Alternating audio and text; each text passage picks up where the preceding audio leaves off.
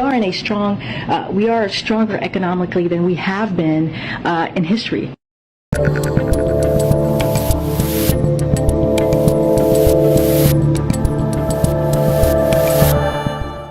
Show continues, and I'm here to tell you all about it. I'm Dave Rubin. This is the Rubin Report. It's March 14th, 2023. I've got a fresh, short haircut. We're live streaming on Rumble, YouTube, and Locals.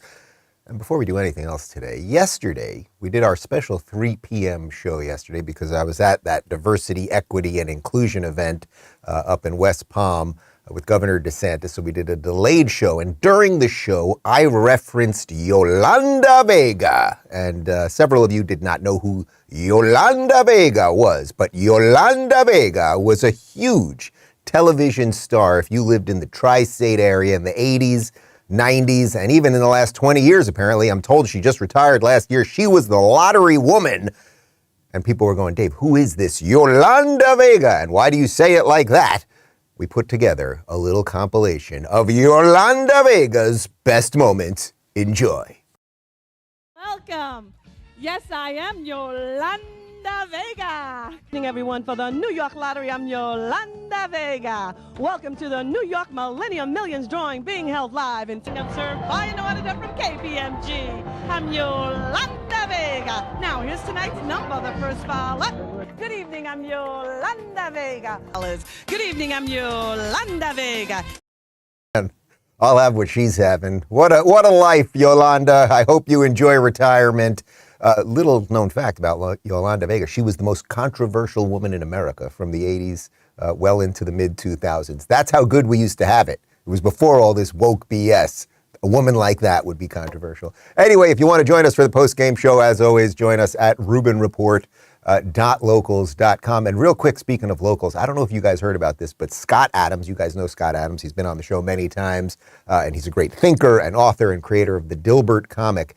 He got into some hot water over some comments that he said that were completely misconstrued. I'm not even going to get into the details of that. But Dilbert, which has been in virtually every newspaper in America as a comic strip for the last, 3 decades at least, something like that, it basically has been absolutely canceled everywhere, and he's moving the entire thing to locals. So not only did we get Crowder last week on Rumble, we've got Scott on locals, and we got Russell Brand, and we really are building those pipes, and I'm feeling good about that. I'm also feeling good, and this is what the show's about today, about the crop of Republicans who are starting to get into the mix. There's going to be some tussling. There's going to be some back and forth. But we are going to see a really solid, interesting, and politically diverse group of people going for that Republican nomination. Of course, that will be to the backdrop of all of the insanity that we're dealing with right now, whether it's the woke stuff or this craziness now with bank bailouts or where the economy is going to be in a year, et cetera, et cetera. But people are starting to get involved. They're starting to announce that they're going to get into the fray, and there are a couple people who we suspect will announce who haven't quite gotten in yet.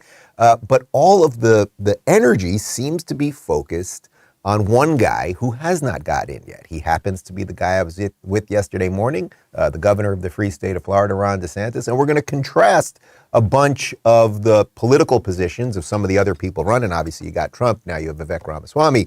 You have Nikki Haley, a couple other people. It sounds like Pence is about to jump in. And we're going to compare and contrast some of their views and really talk about who can actually bring new voters in, because that's what it's about, right? Like, the Republicans did not win last time. Trump says it was fixed, but whether it was fixed or not, we sort of know what he can do.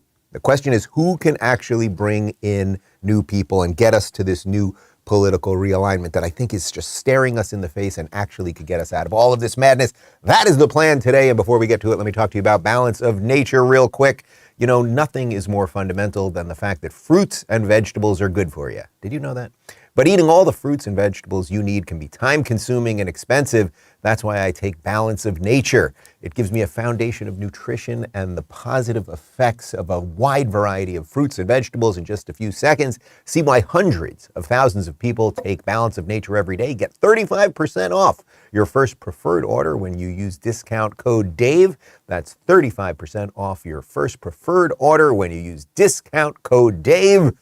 And now back to me. That was a short one. All right. So when we talk about these crossover people, what you guys know I'm always focused on is the decent libs, because there are decent libs. They're not in the Democrat Party that's in Washington, D.C. They're all lunatic progressives or scared of their own shadow or will fold quicker than a wet paper bag types.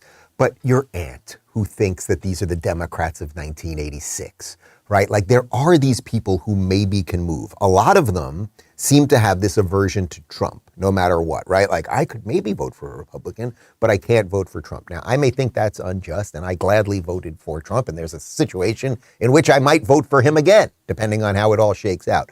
But the group of people who I think are most likely to move are the disaffected libs, right? That's probably many of you guys, and many of you, I think, have probably shifted accordingly, right? Everyone in the room that I'm in right now is a first-time Republican registered voter here in the free state of Florida. Well, one of those people, I talk about him every now and again, is Bill Maher. And Bill, as much as I try to push and pull and prod, every time he takes 2 steps forward, he unfortunately seems to take 3 steps backwards.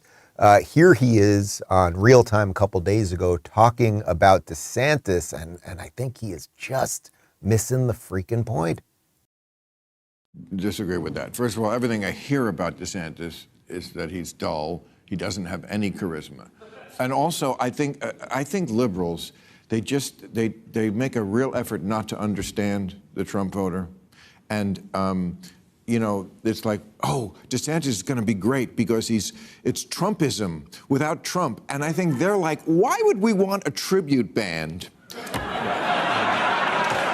when the actual band is still playing? Bill, I'm going to keep working on you, and I'm going to text you after the show so you know that this isn't going after you personally. I just want to get you there. But a couple things. First off, this thing about DeSantis being dull. I mean, I've hung out with him a bunch and been to events with him and had a drink with him multiple times and smoked cigars with him. I don't even like smoking cigars. He's totally a decent guy. He's a fun guy. He's a cool dude. He's a normal human being. That's the weird thing of him being involved in politics, right? He's got a couple kids. He's got a wonderful wife. Like, he's a decent guy. He's a policy wonk for sure. And is he the most television game show ready president we've ever had? Probably not. But we had that with Trump, and I don't think you guys like Trump that often. And more importantly than any of that, look what the guy gets done. He took away Disney's special privileges. He did the quote unquote don't say gay thing. I actually said the word gay to him yesterday. He did not attack me, punch me, or have his goons remove me. We're getting child mutilation, genital mutilation out of our entire state. Like, they're going to take away people's doctors' licenses on this stuff. He's not going to force people to be masked. We were the first to fight mandates on all the vaccine nonsense. We have family first tax relief right near here. We have a huge budget surplus. We had a absolutely massive, basically Category 5 storm crush Southwest Florida, and we have rebuilt faster than would be completely imaginable. So Maher is wrong. He's wrong about his character. He's wrong about the presentation.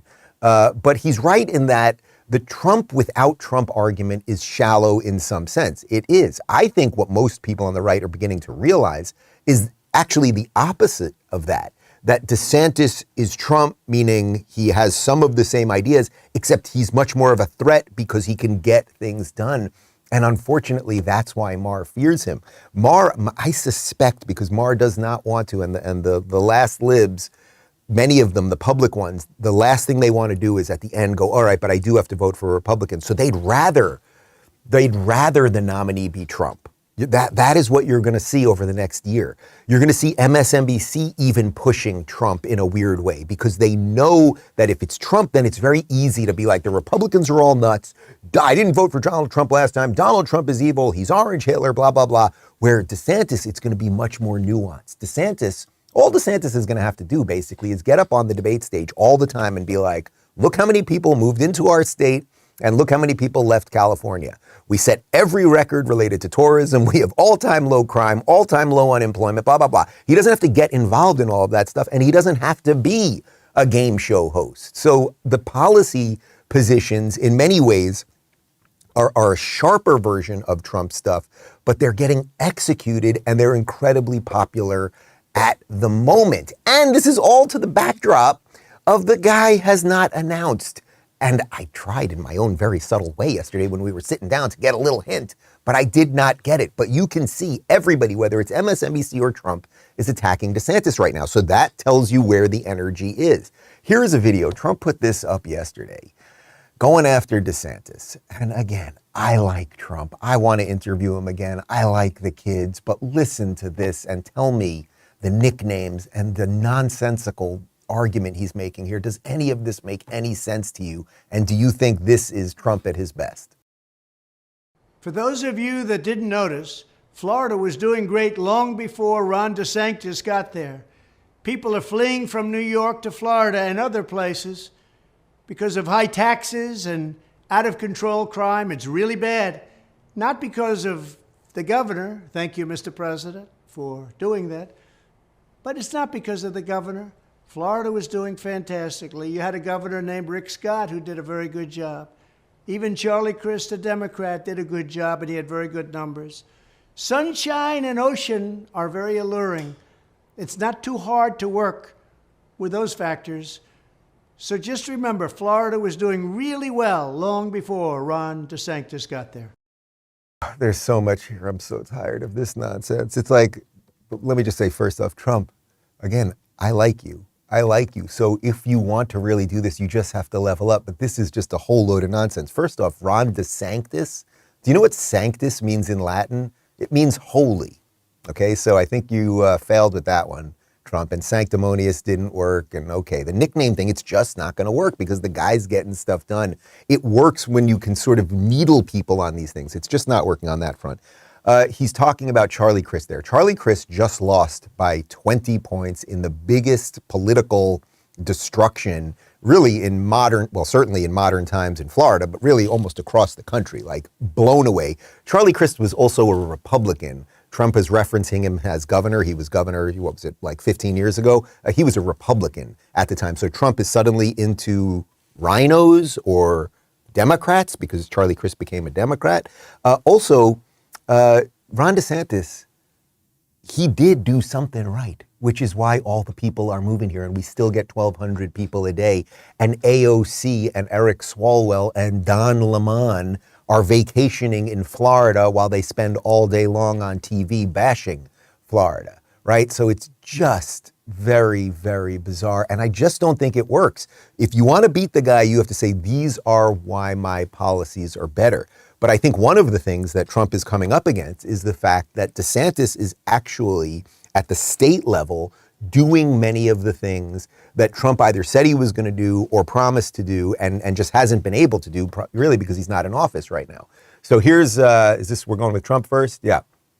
So here is Trump calling for the immediate defunding of critical race theory, all the trans stuff and sexualization in schools. Does this sound kind of familiar? Was there some guy in a rather warm state having something to do with alligators who did a little bit of that? Take a look. I will immediately sign a new executive order to cut federal funding for any school that's pushing critical race theory, transgender insanity.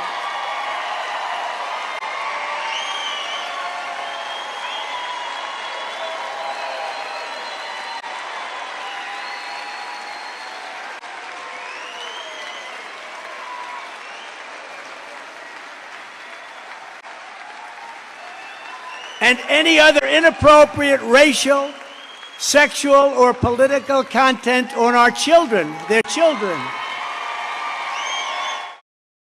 The good part, that's great to hear. And he is a candidate, and you want as many good candidates pushing the right ideas. So cutting funding for schools that are promoting racial essentialism, that are pushing sexuality and all of this other nonsense on kids, great. But he's going after DeSantis relentlessly now, the guy who is literally doing it here in Florida. He has been the tip of the spear on this stuff. Also, you know, Trump could have campaigned on these type of things from 2015 to 2020, right? He could have.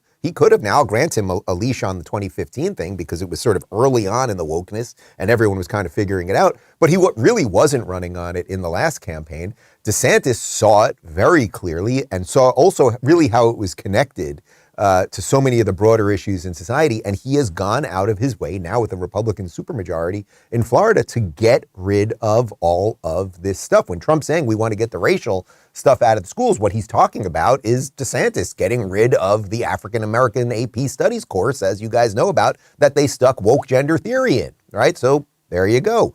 But if you don't believe me, Dave, what are you talking about, really? Could you play a video of DeSantis saying he's done those things and will continue to do those things? Okay, fine. Here you go. These are not private institutions. They're public institutions, and we have the right, who are elected and who are putting people in positions to make sure that those institutions are serving a mission that is consistent with the state's best interests. And so as this has become a problem, I asked to get more information about it. We got them reporting how much money they're spending on it. We introduced legislation to remedy that, and we will be the first state in these United States to wipe out DEI at our public universities. And we're actually going to do it. You want to throw up the image? I took this picture yesterday. This is at the event that DeSantis held. This was a huge digital event, really cool studio that they have over there in West Palm. And you can see some of the academics around him.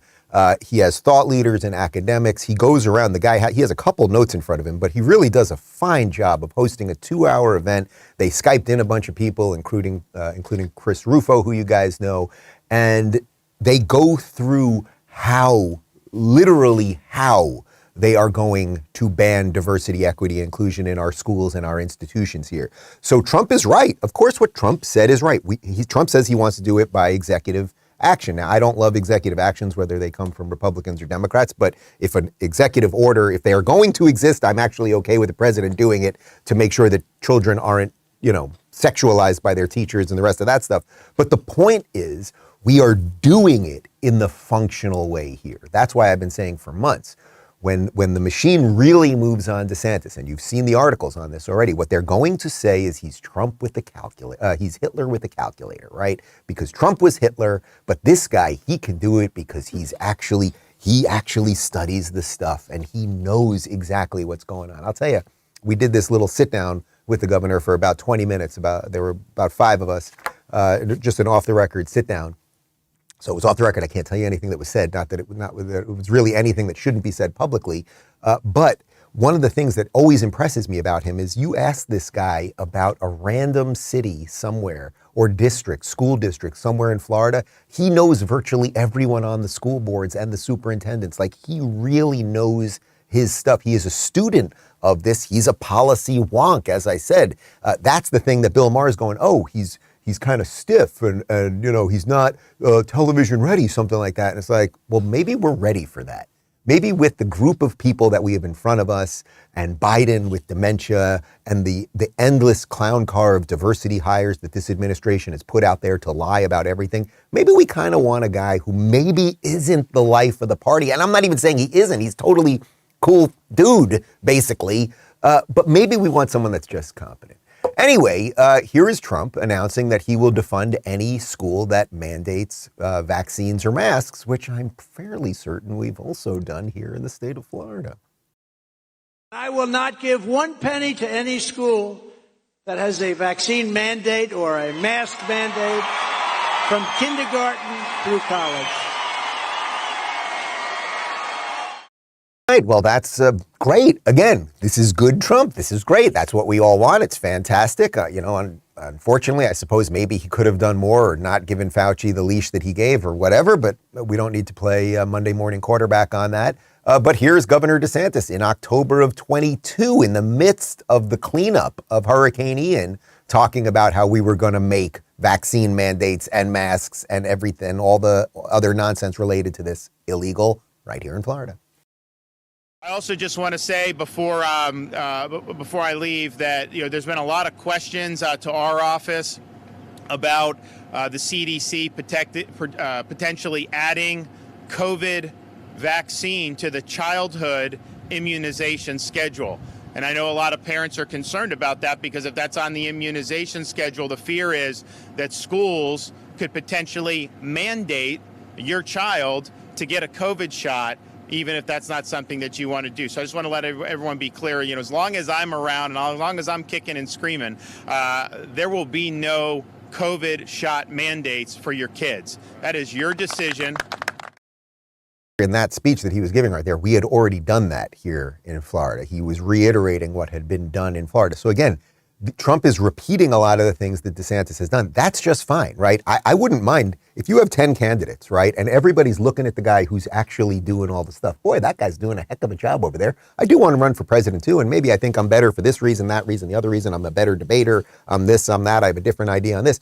But if everyone starts emulating all of the good stuff, that is good. That is how you get an actually, I would say, dense collection of candidates that it will be worth listening to. Just try to go back to the last set of Democrats that we had up there, and you're listening to Pete Buttigieg and Eric Swalwell and Elizabeth Warren. Like, it was such a thin group of not smart people up there, and we had to pretend that any of these people were going to be president, and then the DNC just did their little trick, and then they, you know, just push Biden out there. Everyone cuts their deals. Pete says, hey, can I be transportation secretary if I drop out? They're like, you got it, man. I mean, that is what they do. That politics is a dirty game. It just is what it is.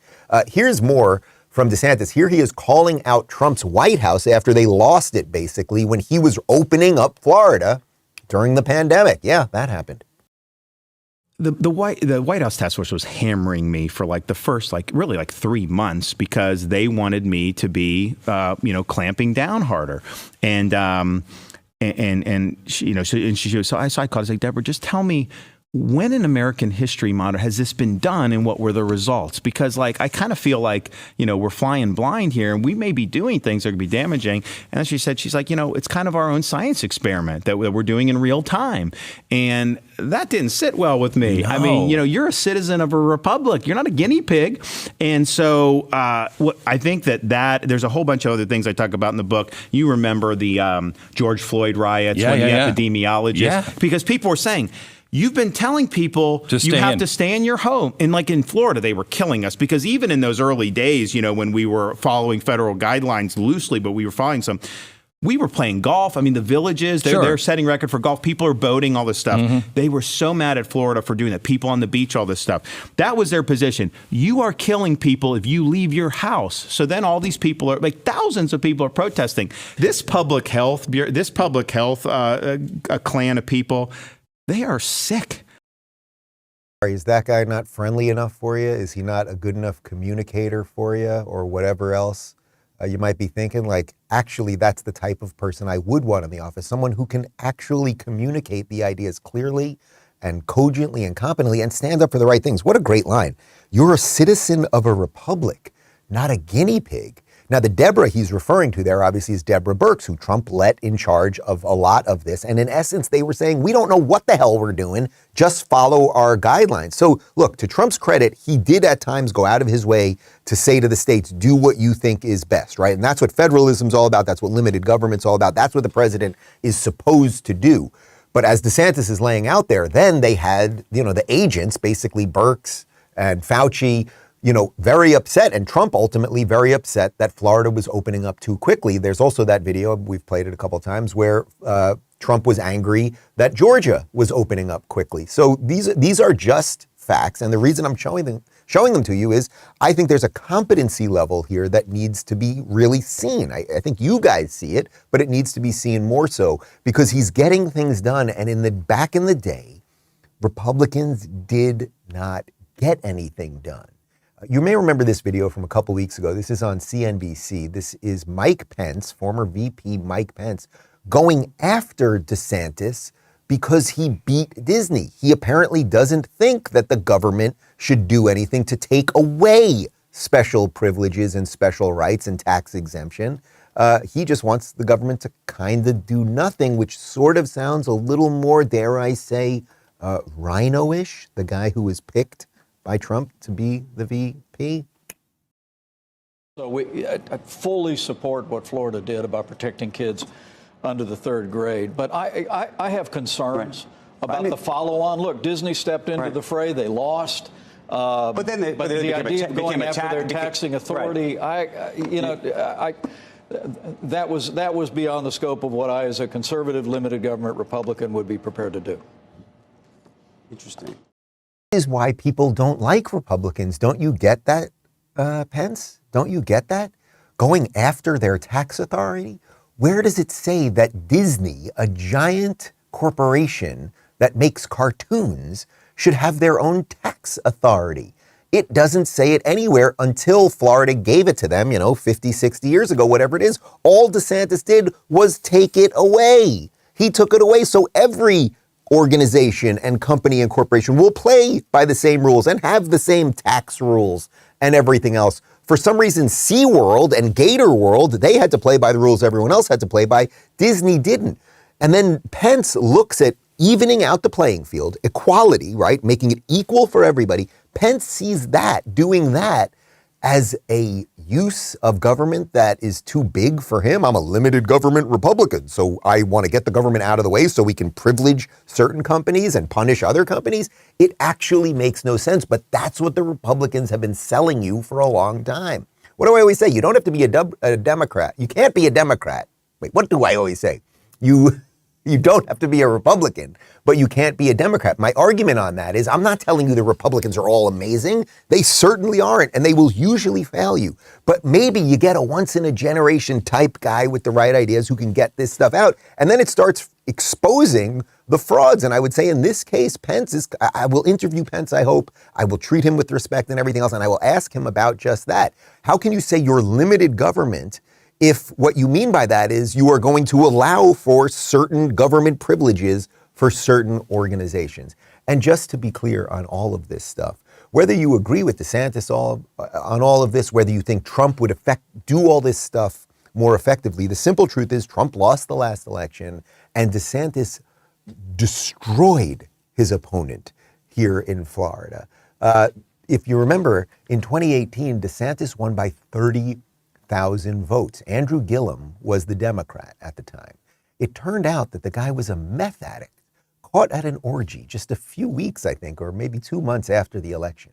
And DeSantis only won by 30,000 votes in 2018. Now, you can give Trump some credit for that. Trump did back DeSantis. So again, I'm not sitting here to bash Trump as if he doesn't do anything good. That's not what I'm doing at all, actually. I'll give Trump credit for helping DeSantis get over the line.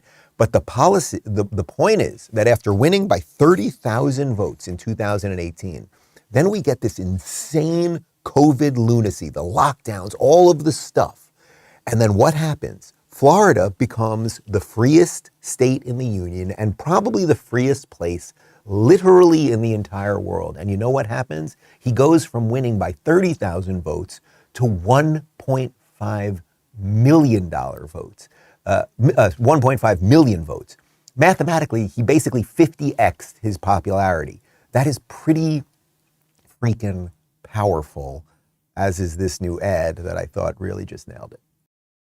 We find ourselves in Florida on the front lines in the battle for freedom.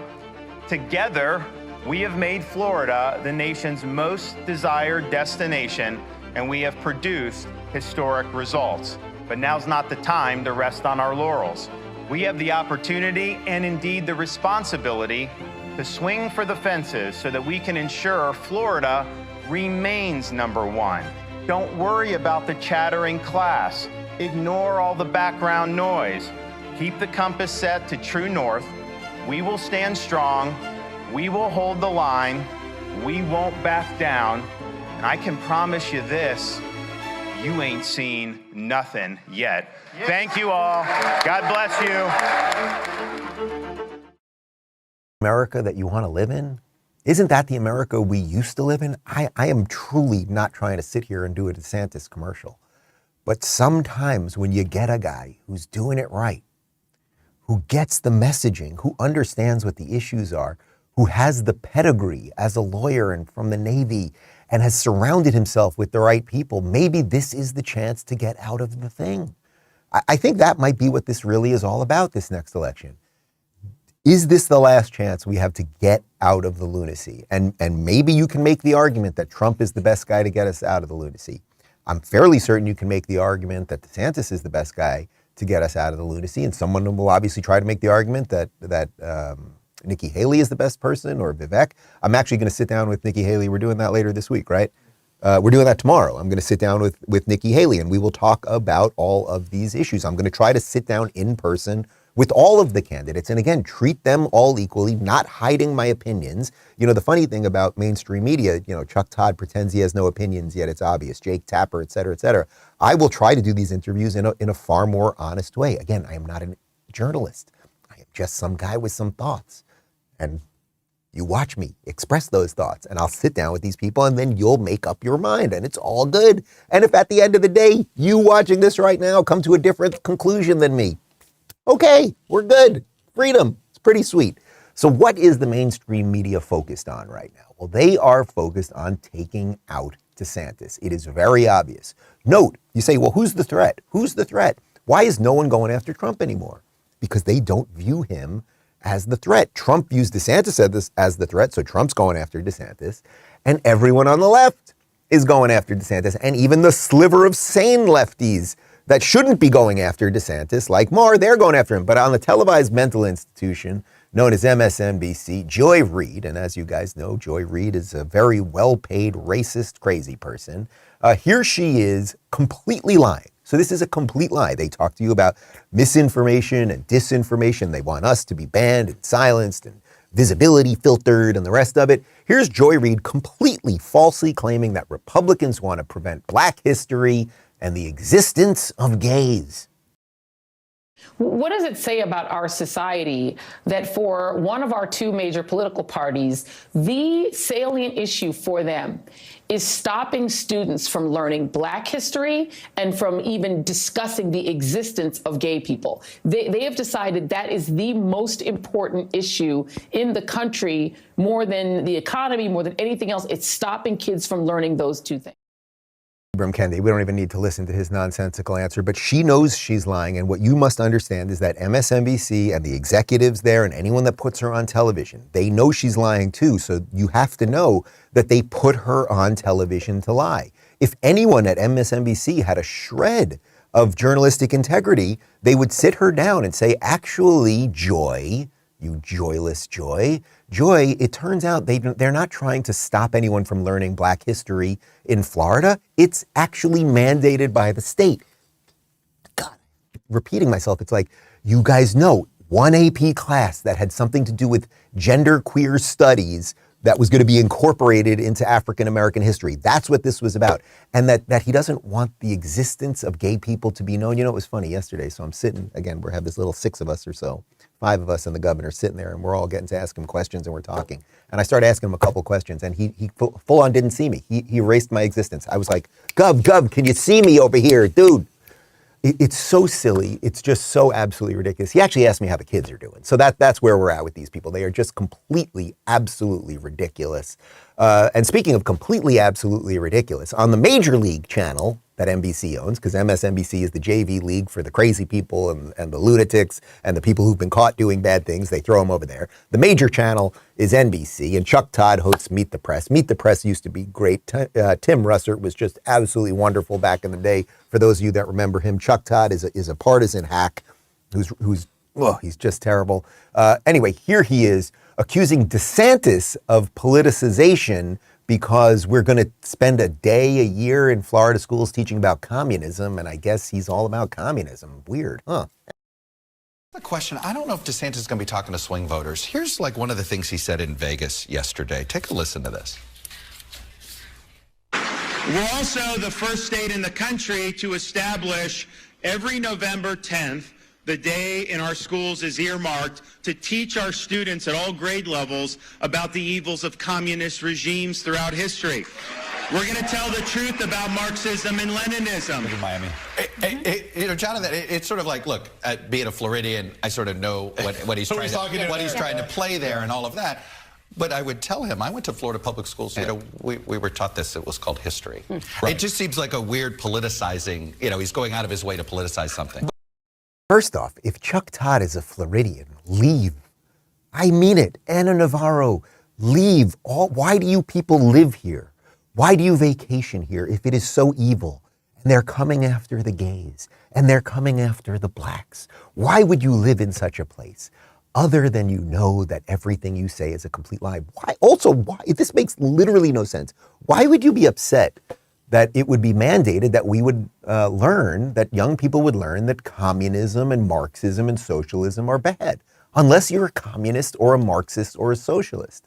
We did a little research here. According to the introduction of the Black Book of Communism, the number of people killed by communist governments is almost 100 million people, about 94 million people. These statistics include victims whose deaths were through executions, man-made hunger, famine, war, deportations, and forced labor. So for some reason, Chuck Todd is upset that people in Florida will know about that. That is quite curious. But let's continue with the lies, because the entire machine is focused on DeSantis and lying about every single thing that is happening down here in Florida. So diversity hire, Karine Jean-Pierre, she is our first Black lesbian press secretary. She is completely unqualified. She makes Jen Psaki look talented, which that is a talent in and of itself. Here she is lying about what DeSantis is doing with kids and parents. Shocker, I know, videotape.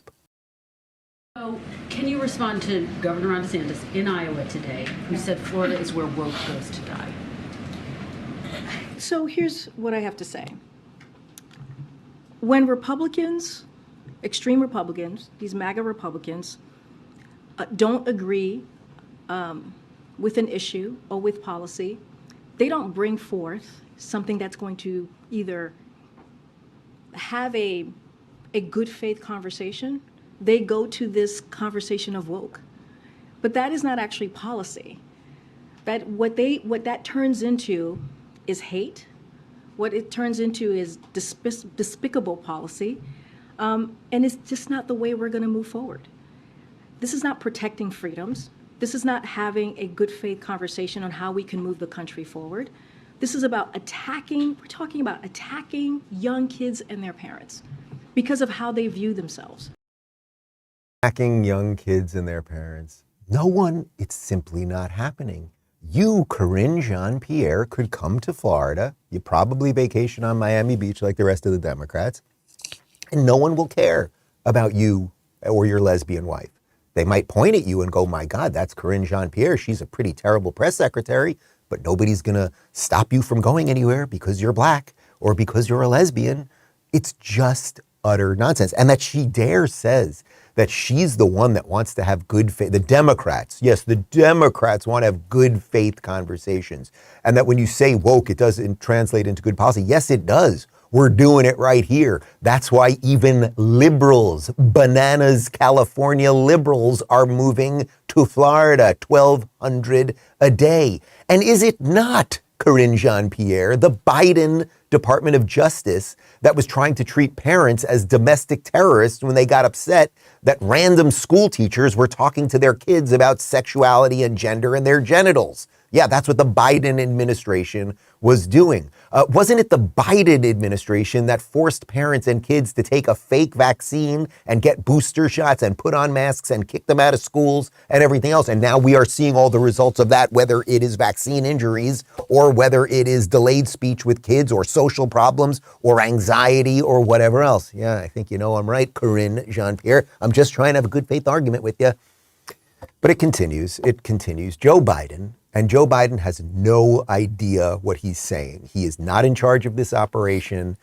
He is completely inept. He is the perfect vessel. That's what I would call Joe Biden at this point. He is a vessel for this stupidity and this backwards Marxist lunacy because he doesn't know what he's doing. And he's been in government forever, and his wife has a special place in hell because she is abusing this man and refuses. Remember the video the other day? We would never have a cognitive test. We would never do that.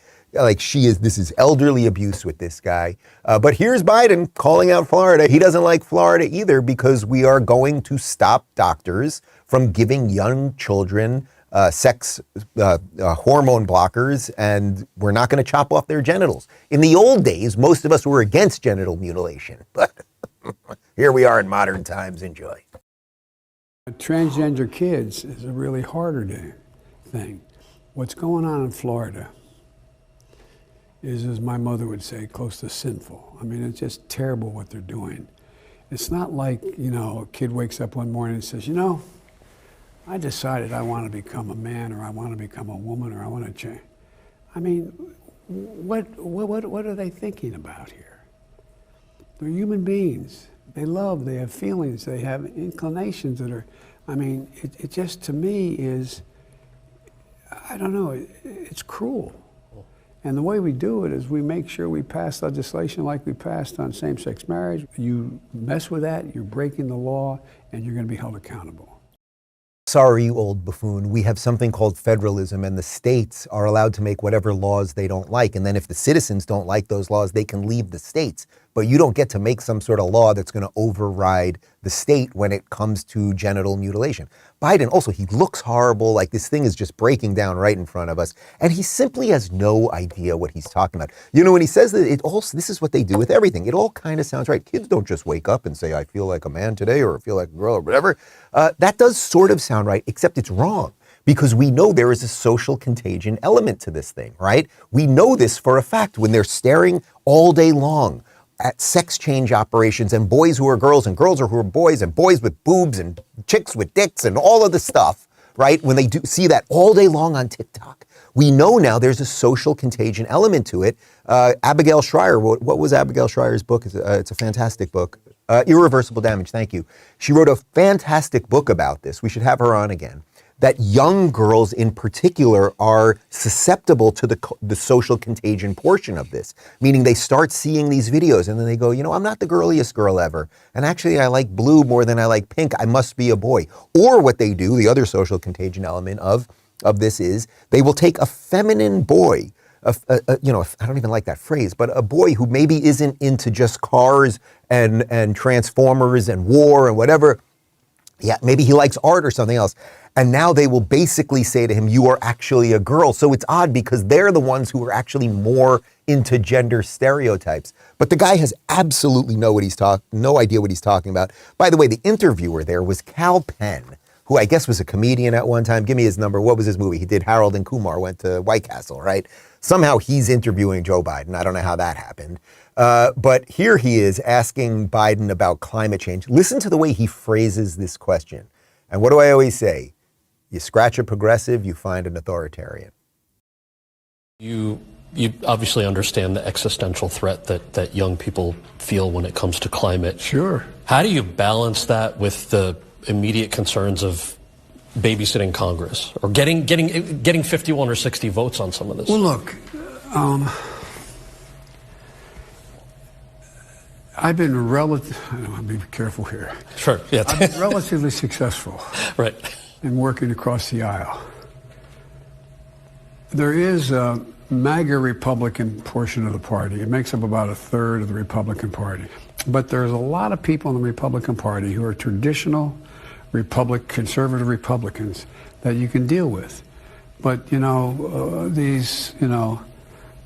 gentlewoman from the state of Georgia and the mountains up there and others, Gates and anyway. That's very diplomatic. I would have used different language. But there's an existential question that the Republican Party is going to have to face, and it's going to determine what happens in the next couple of years.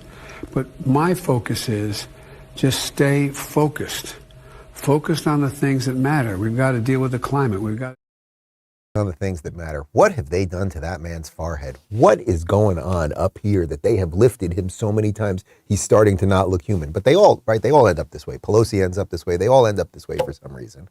Okay, fine. Let's put that aside for a second. The existential threat young people face about climate. Do you guys know any, you guys are relatively young, in your 20s. Are your friends freaking out over climate? Everyone okay? You're out to dinner, people are talking about other things, and oh my God, the climate. Again, if you think for 1 second that Joe Biden or the Democrats or any human on earth can stop the climate from doing whatever the hell it wants to do, I'd like to have your head examined. We should study you. It's just not a thing. I am not worried about climate change. We can try to have green energy for all sorts of purposes because we want cleaner air and we want cleaner water. That's an interesting thing to do. If you think this government can bring you that, but even the way he phrases the question, I mean, what a hack this kid is, right? This Kal Penn. It's like the existential, you people have created a situation where young people were locked in their houses, where they were forced on TikTok all day, where they put masks on their faces, where they were told that if they're white, they're bad, and if they're boys, they're mean, and blah, blah, blah, blah, blah. And now kids have some anxiety. And you're also, like AOC, telling us that the earth is going to end in 7 years. But that was about 2 years ago. And if you think the earth is going to end in 5 years again, it's like, man, we got to look at you people and see what's what. So these people it's all just endless buffoonery. You guys see it, and you must, in your own way, increase that visibility for more people. It's all just ridiculous. But what's not ridiculous? Actually, there's a guy over there on Fox News who's doing some fine work, and the system doesn't seem to like him either. And of course, I'm talking about Tucker Carlson. The system has really been trying to destroy him. We played the video yesterday where Eric Swalwell basically wants to use the power of the government to force Fox to fire him and make sure that our troops overseas can't even watch Fox. I mean, these people are completely out of control. Please show me where this is happening on the other side. Please, I'll gladly cover it, but it ain't. It just ain't. Well, one of the good things that Tucker did was he sent out a letter to many of the people that he believes are going to run for president, whether it was Donald Trump, Ron DeSantis, Mike Pence, Vivek Ramaswamy, et cetera, et cetera. He sent out a letter asking what their policy on Ukraine would be. He wants to, and this is what I mean about a good crop of people who might have slightly different opinions or wildly different opinions when it comes to all sorts of things, Ukraine being one of them. We seem to endlessly be going into this war. Where are the Democrats that used to be anti-war? They've all been silenced. Why isn't AOC picketing every day? Where's Ilhan Omar out there against the war? Because the Democrats have become the party of power, the party of war. So Tucker sent out this letter to a bunch of the to-be potential candidates, asking them their policies, a questionnaire on Ukraine. I want to read a couple of the responses because I think this shows a nice political diversity. Here's former President Donald Trump answering the Ukraine questionnaire.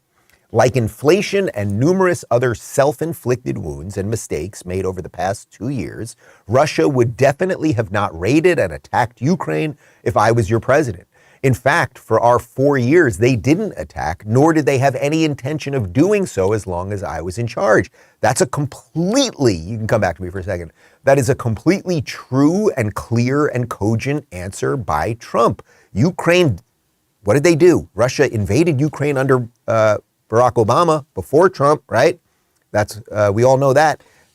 Nothing happened under Trump. We had no wars. He was trying to scale back things. This is a major place where Trump can get some credit and show, hey, I did the right things. As you know, they took Crimea under Obama, right? Is what it is. Okay, let's go to Mike Pence. Here he is answering the Ukraine questionnaire. I'm sorry, next one, Connor. Oh, sorry, it's right. Sorry, go back to the previous one. Yeah, there we go. Former VP Mike Pence answers our Ukraine questionnaire. Is opposing Russia in Ukraine a vital American national strategic interest? That's the question. And here's Pence's answer. When the United States supports Ukraine in their fight against Putin, we follow the Reagan doctrine, and we support those who fight our enemies on their shores, so we will not have to fight them ourselves. There is no room for Putin apologists in the Republican Party. Now, this is super interesting. And this shows you why Tucker is doing good work. That is a huge, huge policy difference between Trump and Pence. Now, you can agree with either one of them. You can disagree with either one of them. But now we have some information. Trump is saying, and this is what he did, by leading through strength. And I wrote about this in Don't Burn This Book. I believe in a strong military so that we don't have to use it, right? Trump led by strength, so nobody knew what Trump was going to do. So Russia, they took Crimea under Obama. Maybe they wanted this invasion under Trump, but they were like, boy, that guy's kind of nuts. Like, what, is he going to drop a nuke on us? Like, we don't want that. So they didn't do anything. Now, Pence is taking a different approach. Pence is trying to connect his approach to Reagan and basically saying, by strong alliances, we will stop the bad guys from encroaching. That might be true. It might be, but we know that the thing that Trump did work. So, okay, this is great. Now we have some contrasting views on foreign policy within the Republican presidential candidates. This is pretty good. Here's Vivek Ramaswamy on this. And Vivek is obviously not known for his foreign policy stuff. He's known mostly for financial markets and VCs and funding and ESG and a bunch more. Here we go. Is opposing Russia and Ukraine a vital American national strategic interest? And Vivek says, no, it is not vital. Rather, this is a stark reminder of what is a vital American national strategic interest. national energy independence. This war is a symptom of America's lack of self-sufficiency. So this is also interesting. Vivek is answering this, saying this is not vital, but we have to be able to make sure that we are energy independent so we are not reliant on countries like Russia when they do these crazy things. Okay, so this is all good, guys. We are now seeing diverse political thought amongst these people. Here is South Dakota Governor Kristi Noem. She says, the primary external threat to the United States is communist China. Our opposition to Russia has heightened this threat for a number of reasons. Okay, so that's interesting too. She doesn't fully comment on what's going on with Ukraine. I'm sure she has her reasons. But she's aiming this more at China. And we do have a massive China problem that seemingly is going to get worse over the next couple of years. And just to be clear, a couple GOP presidential hopefuls did not respond. That includes Nikki Haley, Mike Pompeo, Asa Hutchinson, Ambassador John Bolton, and Governor Chris Sununu. So this is good stuff. But I missed one guy there, didn't I? I missed that Ron DeSantis. And this is one of the things that people are trying to hit DeSantis on. Oh, you've been governor of Florida. You can handle the beaches and the sunshine and all that stuff. But what is your foreign policy chops? What are your foreign policy beliefs? Well, here, Tucker, I'm going to let Tucker do it himself. He read Governor DeSantis's full statement on Ukraine with some commentary. Take a look. And then maybe the most newsworthy response that we received was from Florida Governor Ron DeSantis. DeSantis has well-known views on many topics, of course, but until tonight, no one could really say with precision where he stood on the war in Ukraine, which is arguably the most important topic in the world. And now we know. DeSantis is adamantly opposed to the position that most Republicans in Washington have taken on Ukraine. DeSantis is not a neocon. Who knew? Quote, while the U.S. has many vital national interests, DeSantis writes, securing our borders, addressing the crisis of readiness within our military, achieving energy security and independence, and checking the economic, cultural, and military power of the Chinese Communist Party, becoming further entangled in a territorial dispute between Ukraine and Russia is not one of them. Without question, he writes, peace should be the objective. The U.S. should not provide assistance that could require the deployment of American troops or enable Ukraine to engage in offensive operations beyond its borders. F-16s and long-range missiles should therefore be off the table. These moves would risk explicitly drawing the United States into the conflict and drawing us closer to a hot war between the world's two largest nuclear powers. That risk is unacceptable. DeSantis goes on to oppose the policy of regime change in Moscow, which is very popular in Washington, and he points out that the Biden administration has created an alliance between Russia and China, and that's a disaster for the United States. So that's DeSantis's position, clarified.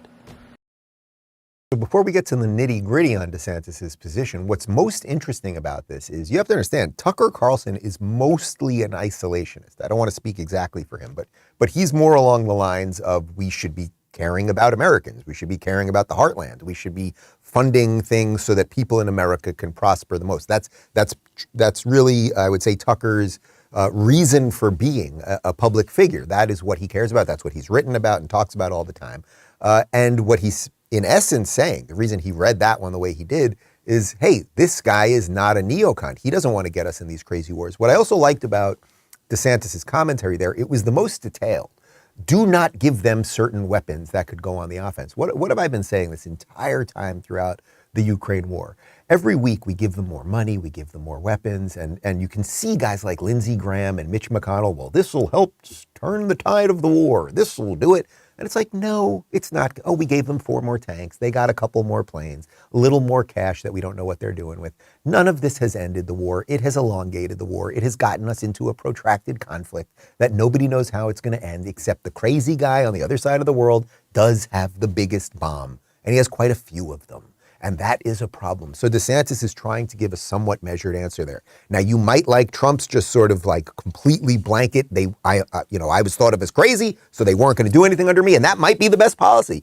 But I think what you see here is some political diversity of thought, and that is good. And by the way, whether you like Trump or DeSantis or Nikki Haley or Vivek or whoever you like, or whether you like none of those people, the fact that this is happening now, this is really good.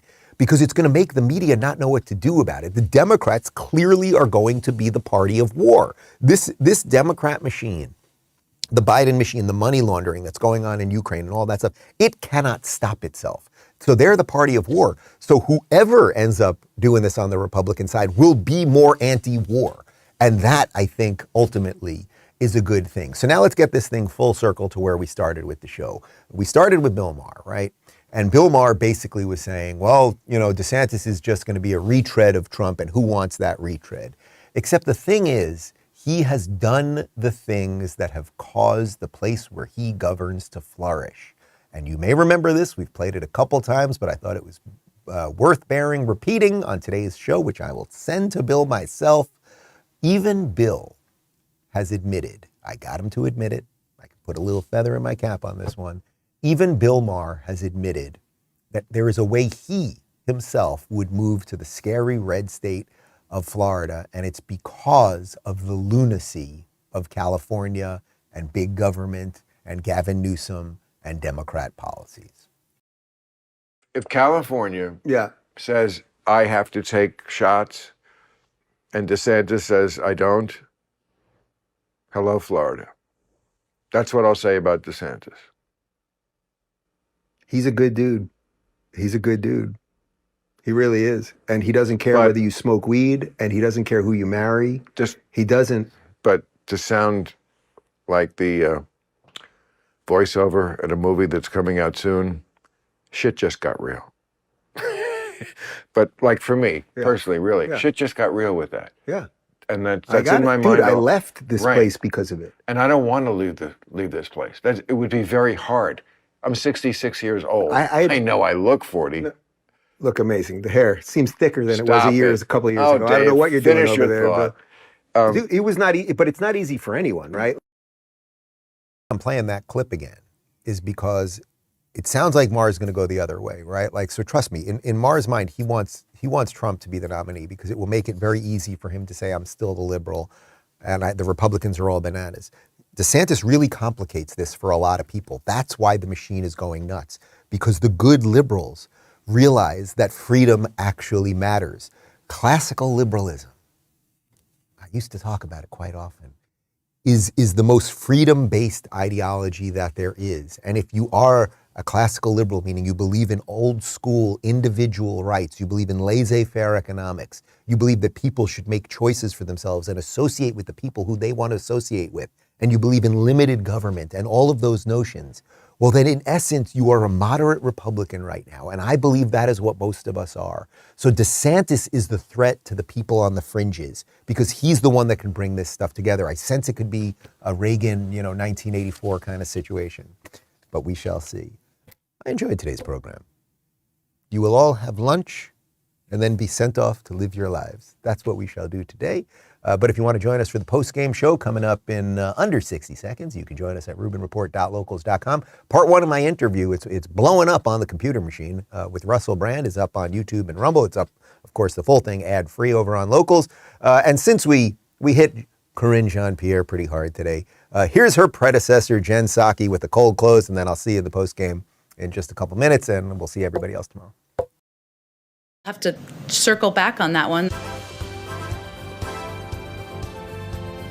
That's an excellent question. I don't have any information on it in front of me, but I'll circle back with you if there's more to convey, to which I'm happy to circle back with you. I'm happy to circle back with our team on that specific report. I'll have to circle back with you on it. It's a good question, but we will circle back with you if there's more to update you on that. But we'll circle back with you on this today.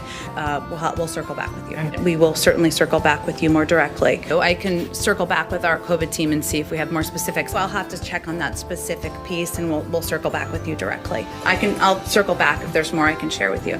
I often note I'm going to circle back. I hate to disappoint conservative Twitter, but I am going to circle back on a number of things, as we often do directly. I will venture to do that and circle back with you directly. Thank you, everyone. Happy Friday.